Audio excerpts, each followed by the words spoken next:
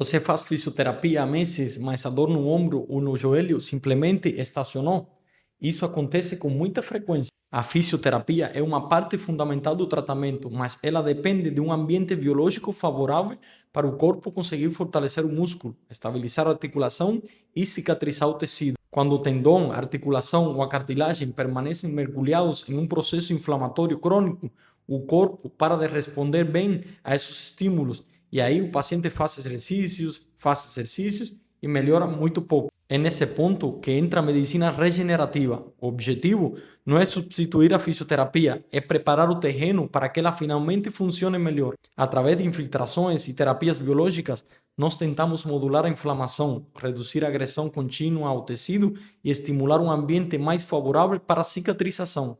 E aí sim, o paciente volta a responder aos exercícios, ganha função e consegue evoluir. Encaminhe esse vídeo para alguém que vive na fisioterapia, mas sente que parou de melhorar.